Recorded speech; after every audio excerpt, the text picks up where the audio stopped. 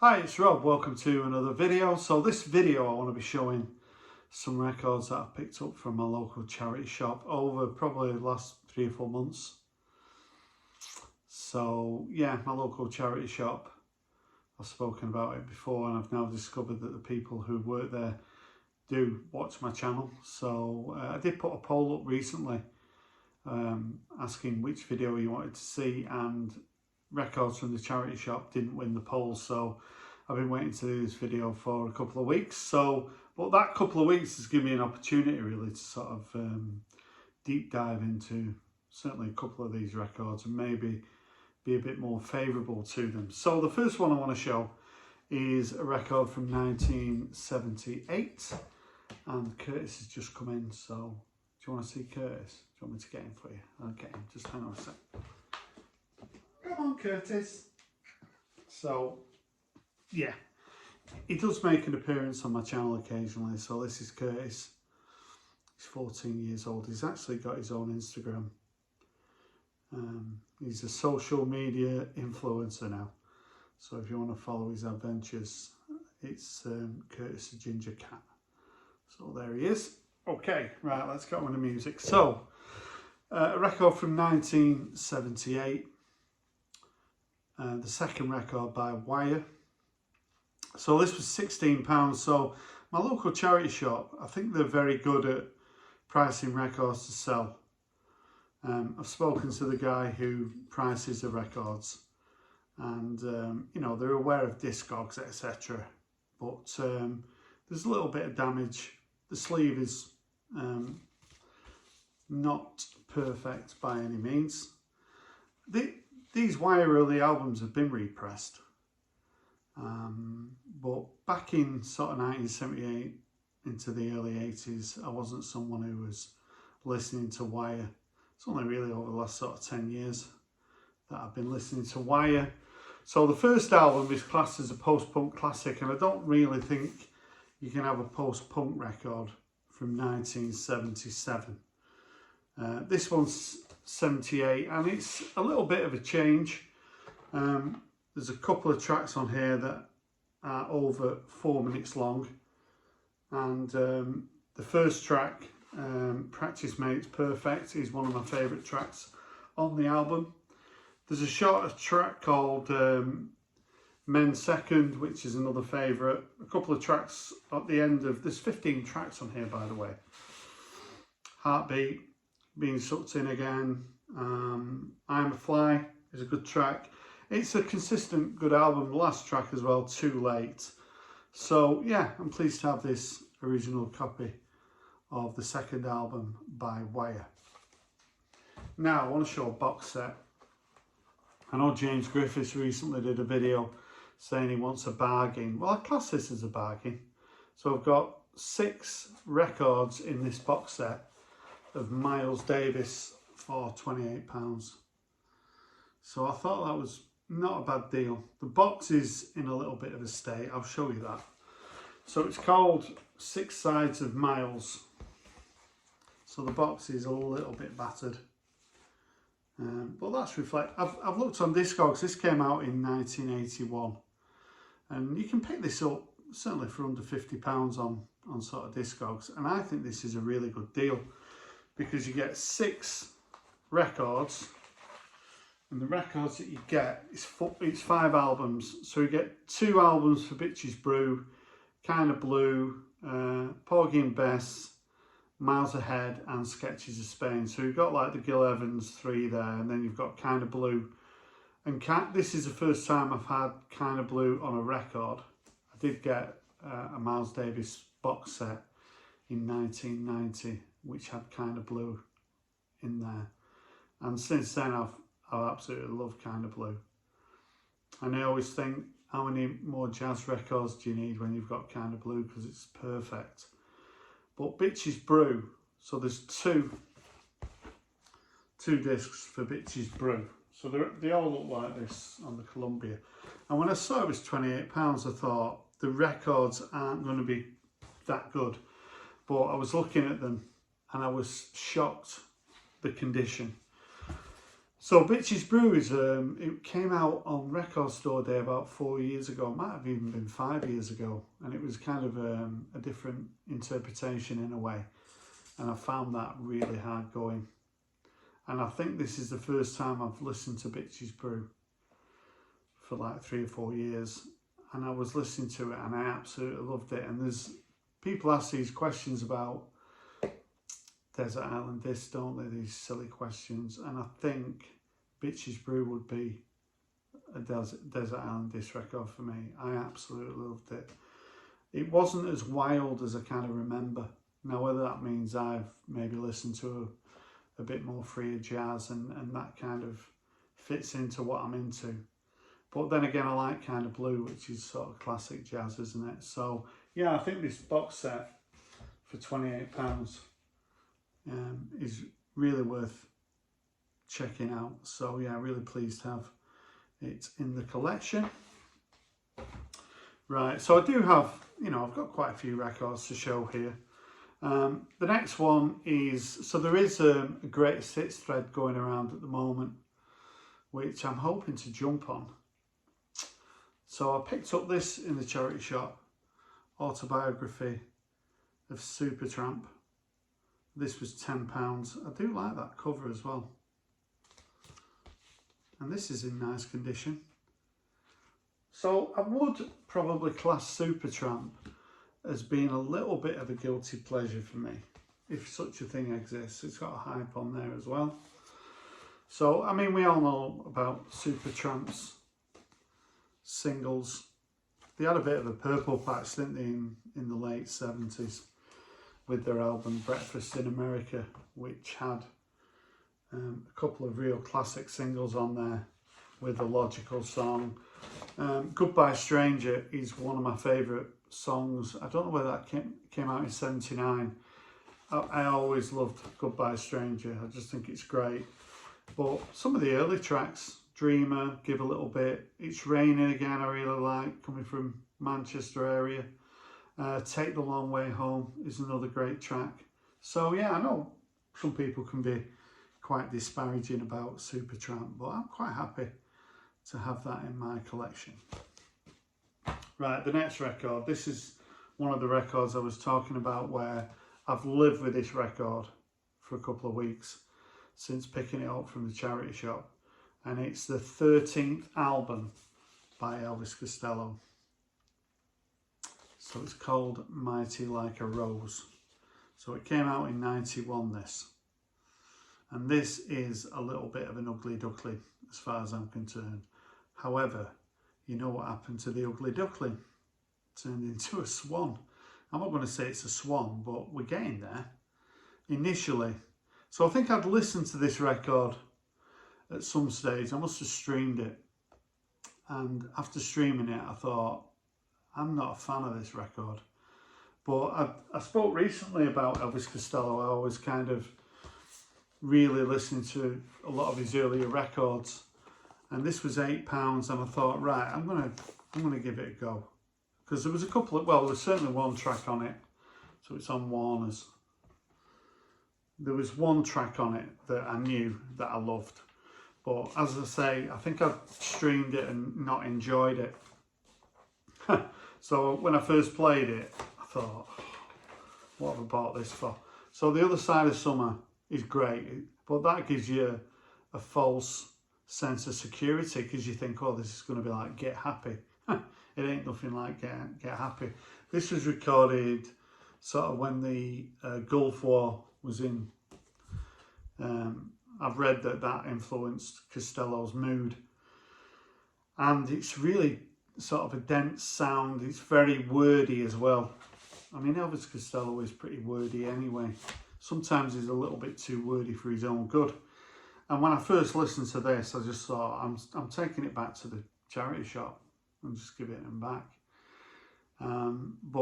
So the second track, Hurry Down Doomsday, has got a little groove in there that's good, but overall, I think that's not a great track. How to Be Dumb, however, I think is a great track.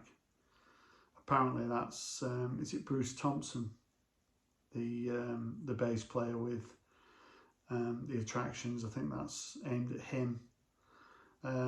Harpy's Bizarre is a pretty baroque track.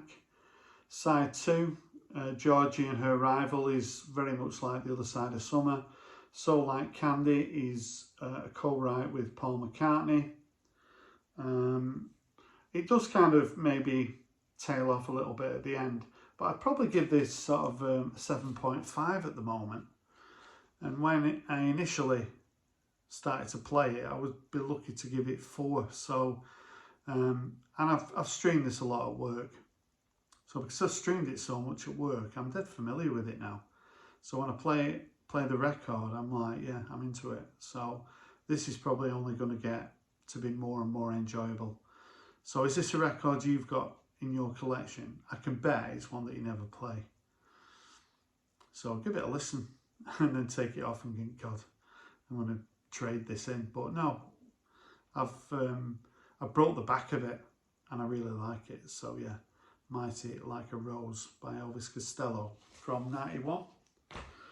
So here's a record that I did buy when it came out in 1987. And I class this maybe as a little bit sophistopop, this particular album. So it's Love by Aztec Camera. So we've got a hype on there as well. So the big hit on here was Somewhere in My Heart. And that just got played to death. And I've never liked that song. I've never liked it. So this record, I bought it when it came out, but my ex-wife's got it. So it's one that I've been looking for. It's sold pretty well, so it's a record that's you can usually pick up for about a £5. But it is a little bit hot and cold, this record. I think it's got a lot of high points, but then it flatlines a little bit. It's very 80s sounding as well. Because Aztec Camera, there was a lot of bands around this period that were from Scotland that were getting quite a lot of chart success in the UK. You had Hue and Cry, Love and Money as well, Danny Wilson.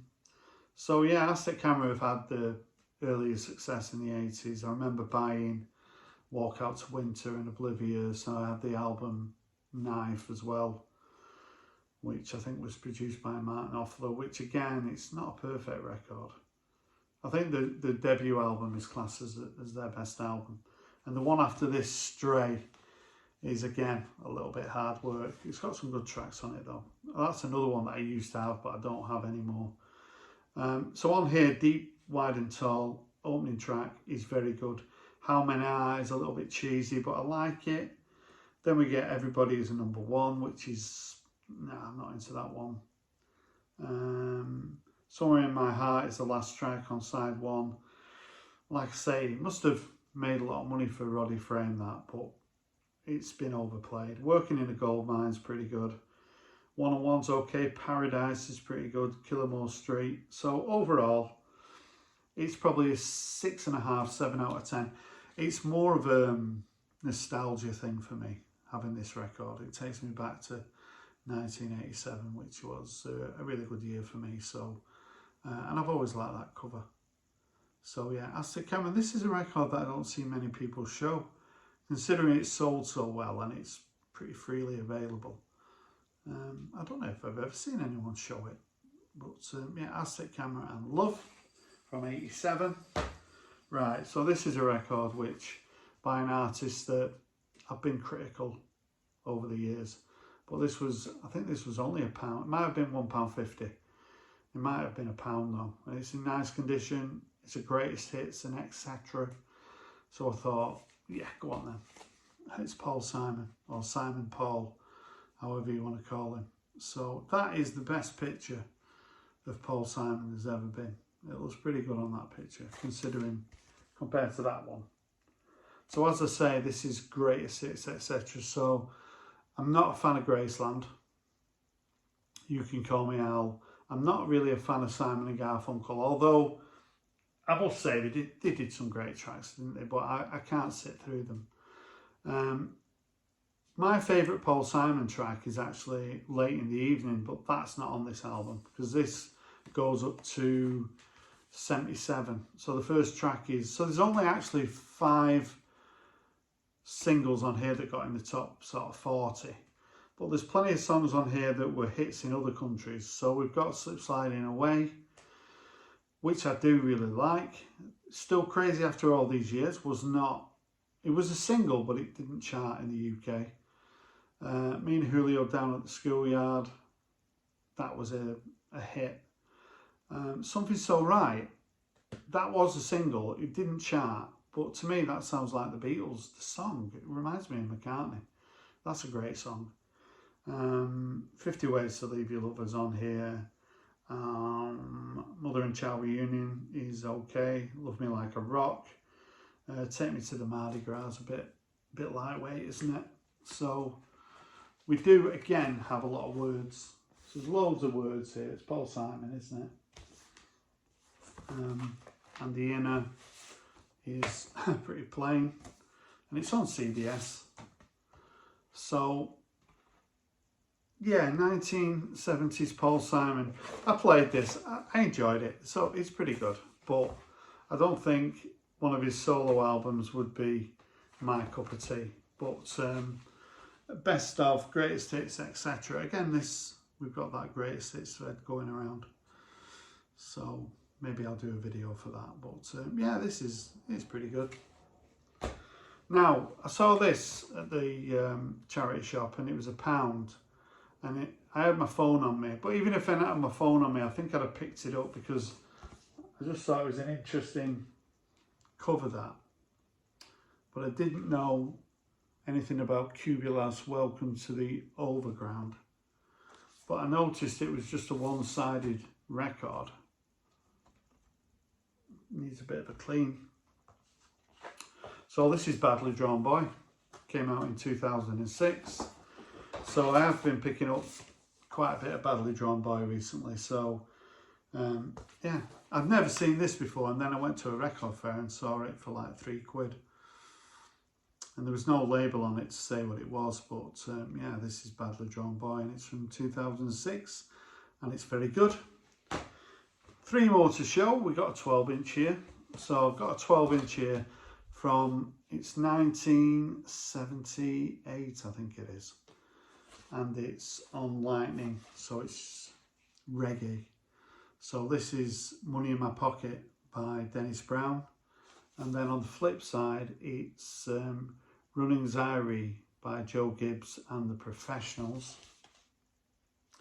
So yeah, Money in My Pocket was quite a decent size. I think it might have been top 10.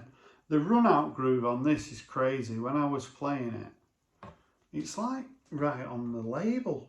There's no run out groove whatsoever on that.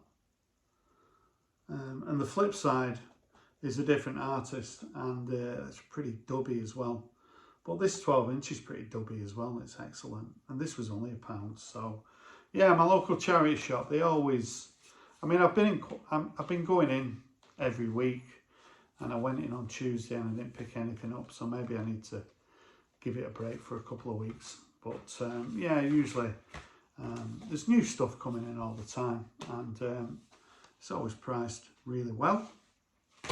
Now, this was, so at the charity shop, they've got an area called the Shed, which is another building, and they've got records in there, and they had this in there, and the records in there are only 50p.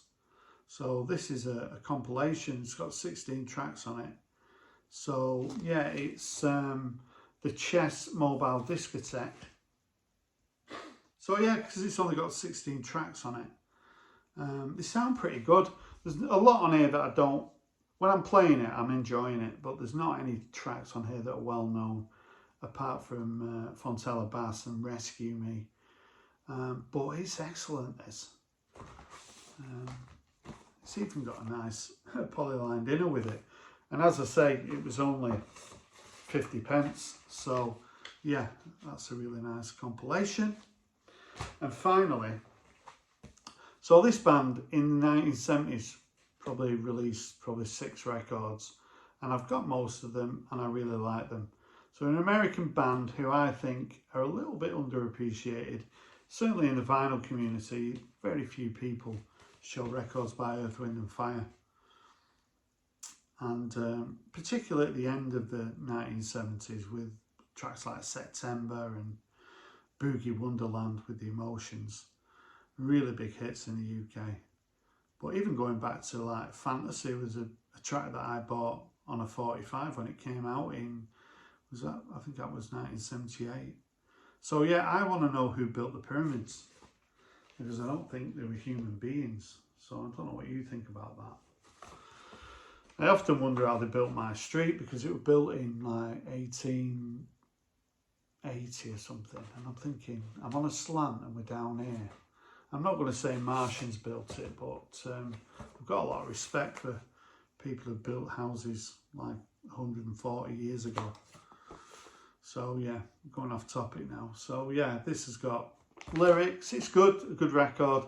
The big hit on here was Let's Groove, which was kind of the last big hit that Earth, Wind and Fire had. So this is on CBS as well. So the album's called Raise. And yeah, it's what you'd expect from Earth, Wind and Fire. It's not the best record, and this was £2. So yeah, I thought I'd add it to my collection. So nice stack of records from my local charity shop. If you're new to the channel, thanks for passing by. I've had quite a few new subscribers recently, so everyone's always welcome. If you want to leave a comment, I'd love to hear from you. Thanks for watching, and bye for now.